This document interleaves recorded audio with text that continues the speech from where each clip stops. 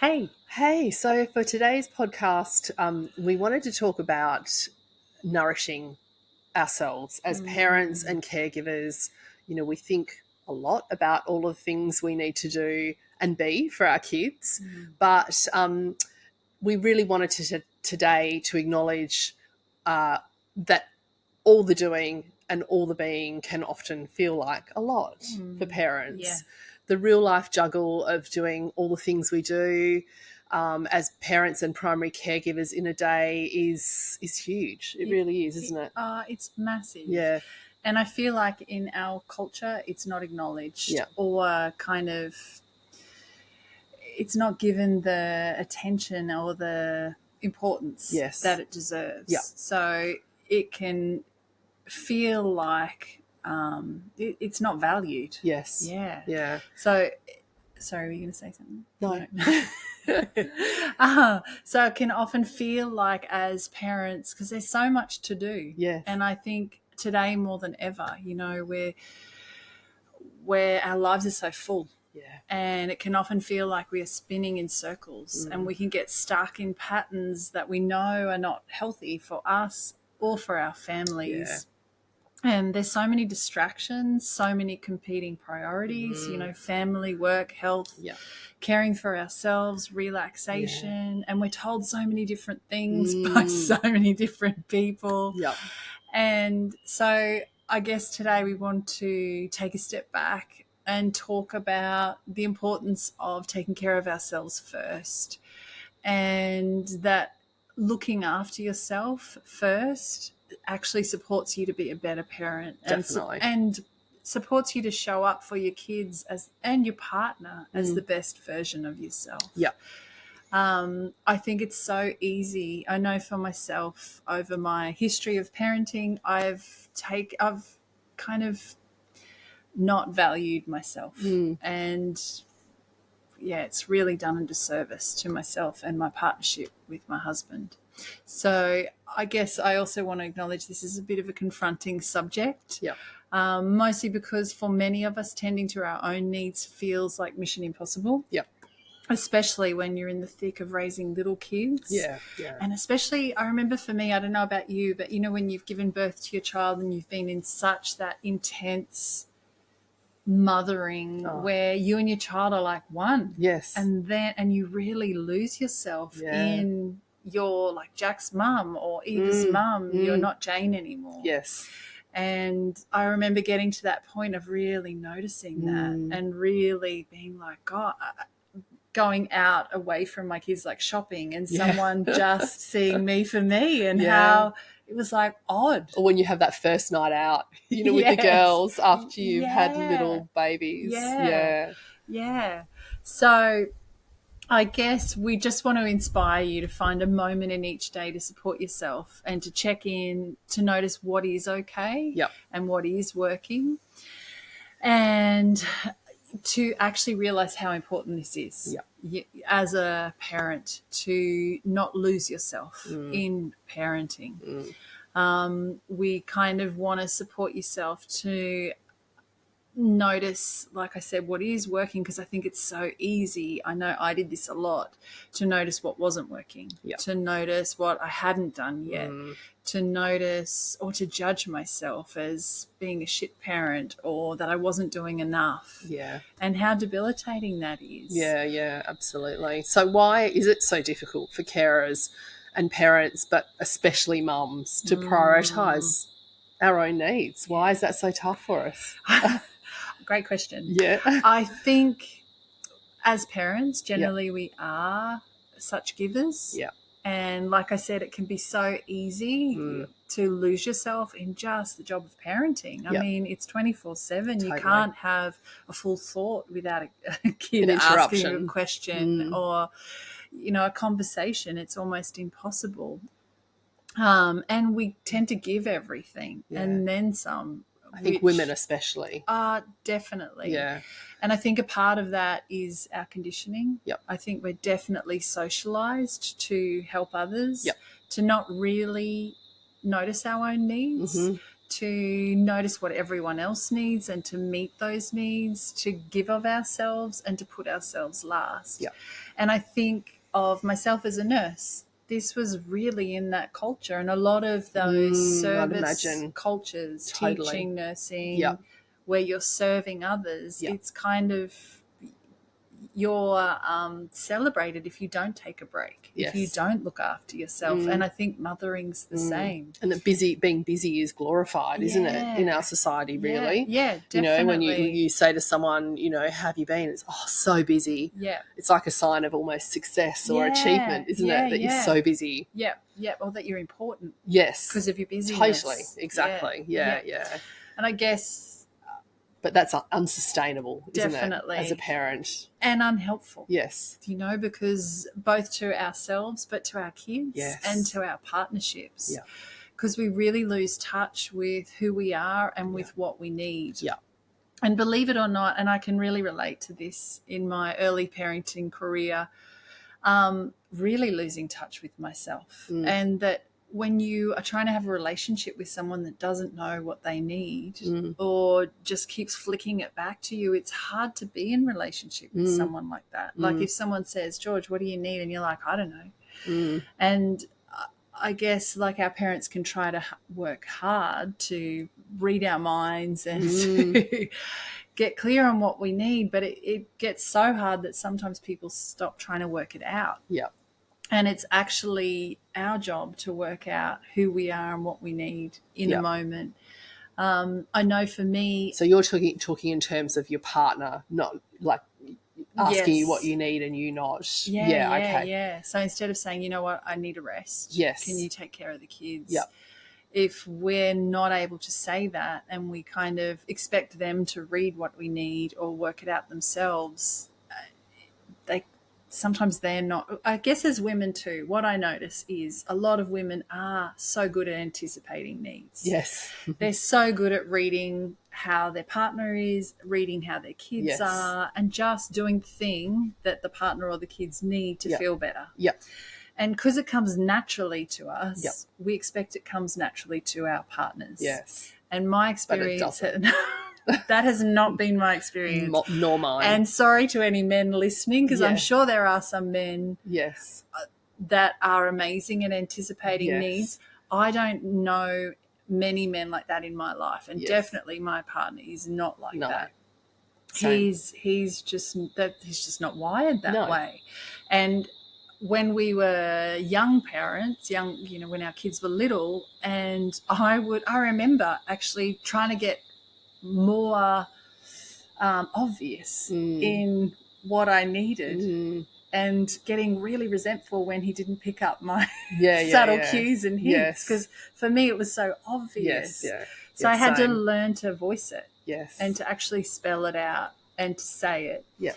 And before that I had to learn to actually get in touch with what it was that I needed. Because I was so focused able on my pinpoint kids. exactly what so it is. Focused on my husband.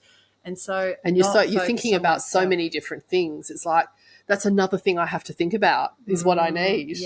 For me, that kind of overwhelm was just all encompassing when my kids were young, in that I was thinking about what's for dinner and what excursions have to happen, what they need, for school the next day and all the rest of it.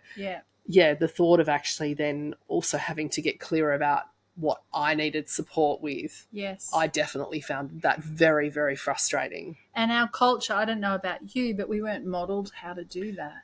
Definitely. It's not in our culture, that self-awareness and that turning in to get curious about yourself. Yeah, absolutely. And I guess for me, why this is really important is that as a parent, if we're not caring for ourselves, we kind of teach our kids that. Like kids do what we do, not what we say. So we can tell our kids, hey, take care of yourself. But if we're running ourselves ragged and not taking care of ourselves, they're going to learn to do what we do. Yeah, I have 100% experienced this. I am a naturally busy person. I like being busy, not all the time. As I get older, I like it less. But when I was young, I was a busy working mum. And I can remember, I I don't know, my daughter was a young teen perhaps, and she came home and I had this day, I was sitting on the couch. Yeah. I literally was just sitting on the couch, I think patting the dog or one of my cats, and my daughter walked in and she was like, "Oh my God, Mum, are you okay? Like, are you all right?" Yeah. And I'm like, "Yeah, I'm fine. Why?" I was completely confused. Yeah. And she was like, "Oh, because you're sitting on the couch." Yeah. And I was like, "Oh, yeah, I'm fine. I'm just patting the dog." And I was shocked. And then she walked off and it was all kind of forgotten. And I sat there and I thought, oh, my God, she never sees me stop. She never sees me just sit on the couch Yes. and chill out. Yeah. And what does that say to her? Yeah. Yeah. Yeah. Like, I'm teaching her that Yeah. you have to race around and juggle all of these different roles as a woman. Yeah. You know, as a successful woman, that's just what you do. And it's like, no, that's not just what you do. No, yeah. That's not what I should be showing my daughter that being a woman is about. Yes. Is just hustling all of the time. Yeah. So, and it took that moment for me to actually think, like, to actually realize that I was just doing her the greatest disservice. I was doing myself a disservice, but I was doing her an even bigger disservice by not actually role modeling, being still and being instead of doing, like, she just knew me as the doer. Yes. Yeah. And I think even you as an individual, you as Georgia, rather than just mum that does all the things. Yes. Like, I think that's really important, that our kids get to know that we are vulnerable. Yes. That we have needs too. Yes. And that nobody is superwoman, Yeah, 100%. I know for me, I remember when my kids were little, I was doing my master's, and I remember I hadn't looked after myself. Yeah. And everything fell apart. Like, I became a cranky, resentful wreck. I didn't enjoy being a mum. I was cranky all the time. I was angry at my partner. I was a full-on martyr. Oh, yeah. Not proud of this. No, I can relate to that, though. But I had to really learn how to kind of strip right back and learn how to kind of get curious about, actually, who am I? Yep. What do I need? Yep. How can I give myself enough reserve to parent in a way that I want to parent? Yep. How can I guess it also took me acknowledging how much I was doing. Yeah. And getting clear on what I want to cut back, and what's important and what's not important. Because for me, I'd never learned to check in, to never ask myself, what does make me happy? How do I want to parent? What can I hand over to Andrew, my husband? And how do I know? How does my body let me know that? Like, how does my body let me know when it needs a break? How does my body let me know when it needs to eat or sleep or whatever? So getting clear on my needs, I guess, helped me to set boundaries. It helped me to create a healthy relationship with my kids and my husband. It's always a work in progress, but always. But I realized if I didn't know what I needed, I couldn't do any of the other things. Yeah. So what are the things that you personally have found have supported you in your journey as a mum? Yeah. I think one of the huge things is letting go of having to be the perfect mum. Yeah, right. Wife, daughter, and friend, because I was a real idealist. Yep. Like, before I had kids, I had strong ideals on how I was going to have kids. Yeah.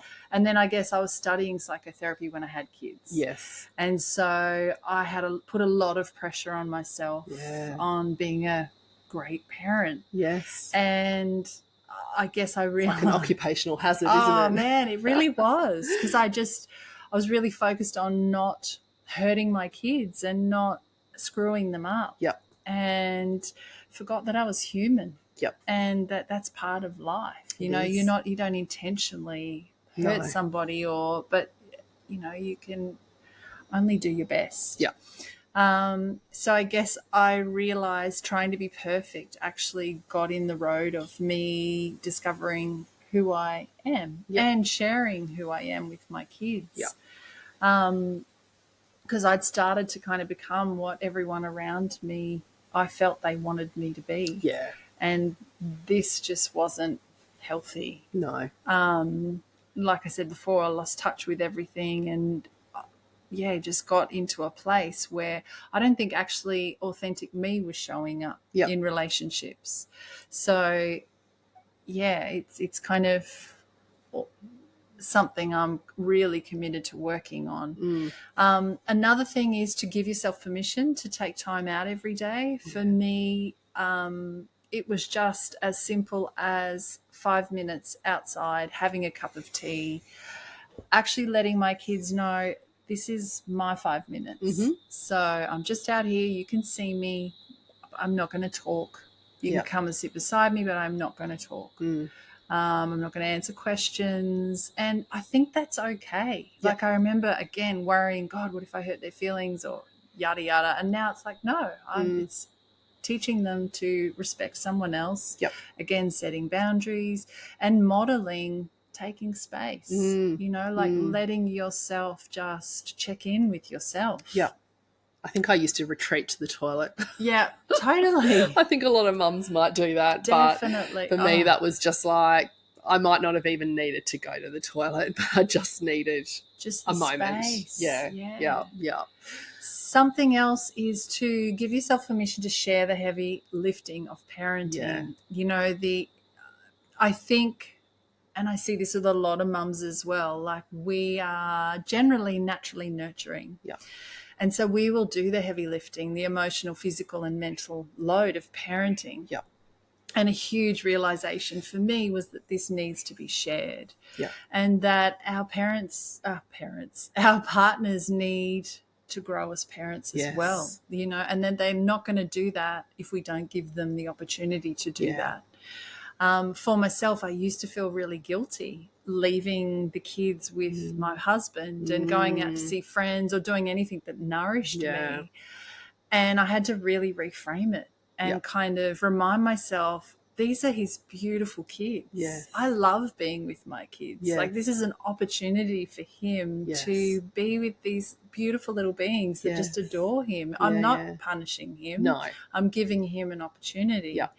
And an opportunity to be with them, but also to grow as a parent and to deepen their relationship. Yes.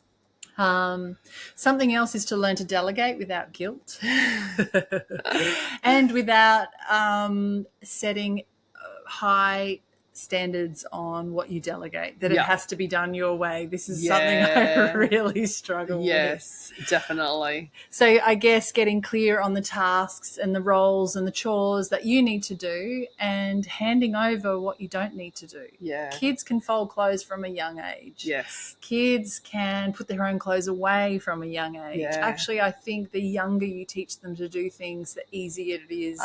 I wish I had got my kids to do more stuff at a younger age. When they were little, yeah. I've even seen research recently that suggests, that there are so many benefits for including chores, and they spoke about children as young as 3 having chores incorporated into their routine. Yeah. The study kind of suggested that children who do chores actually tend to exhibit higher self-esteem, they're more responsible, and they're just better equipped to deal with frustration, adversity, and also delayed gratification, which are all incredible life skills. And if you can teach that through getting your kids to do chores, it's a win-win situation, isn't it? Definitely. And even you think of, imagine relationships. Like so I think of early relationships, even flatmates and the flatmate that hasn't done chores. Yes. And it just strains relationships when you don't pull your weight. Yes. But if you've been raised in a family where you've never had to, you don't even realise. You actually don't know that that's a thing.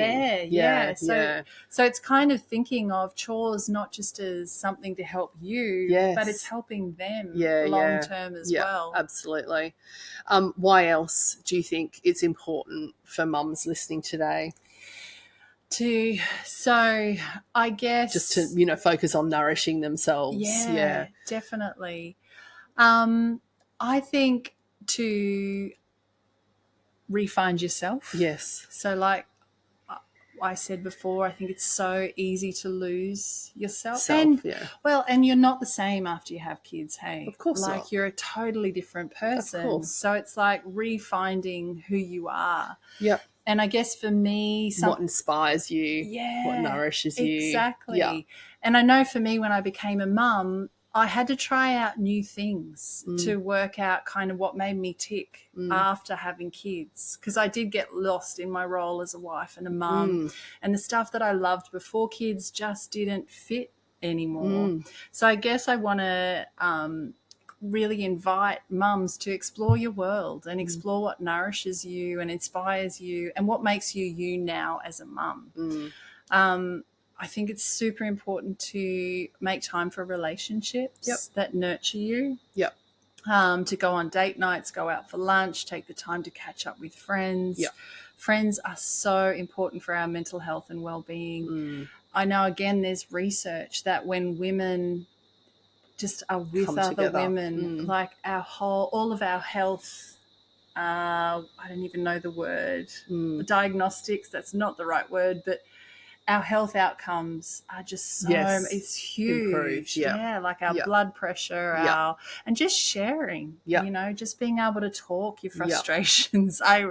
I remember all of my conversations with my friends around how frustrated we were with our husbands. Absolutely. I still send texts to certain friends where my husband does something that really irritates me. I've got certain friends that we really relate about, the dumb stuff our husband does. So I'm straight on the phone texting, oh, my God, you wouldn't believe what he's just done.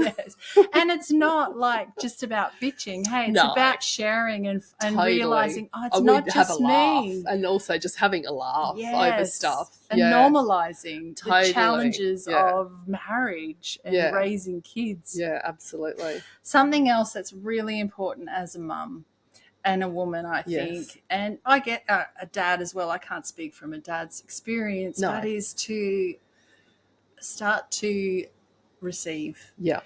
I think it's something I struggle with. Oh man, I feel guilty if I receive. It's crazy, isn't it? It is. It's sad. And it's to allow others to give to you and to be open to the ways that people try to do this.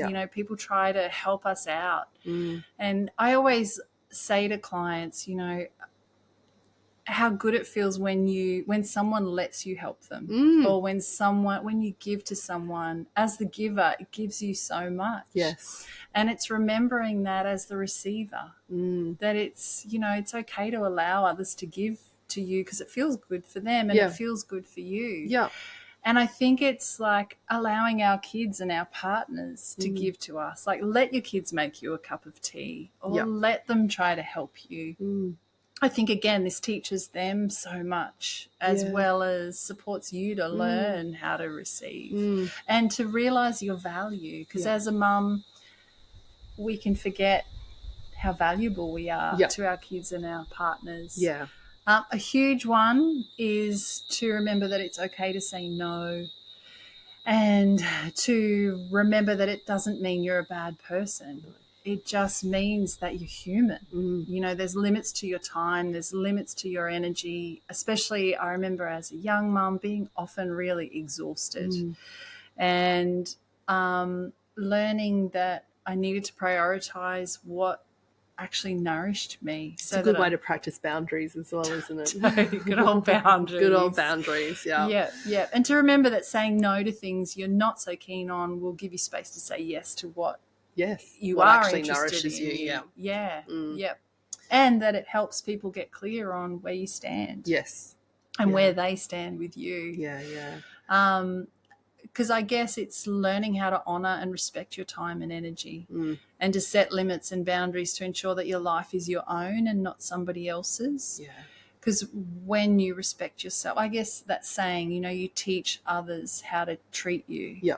And if we don't respect ourselves, we teach our kids not to respect us and our partners not to respect us. So we've got to kind of really step into that role of that we are valuable Yeah. and that we're worth respecting. Yeah. Something else I really want to remind mums is that it's an honour and a gift to be a mum and a parent, Yeah. and that you're doing an amazing job. Yeah. Because it's easy to forget that. Yeah. Yeah. And that parenting and creating the people of tomorrow is what shapes our world. Absolutely. I get emotional just talking about it, but it's so important. So please give your role as a mum all the significance and importance it deserves. As a bit of an old chook, Yeah.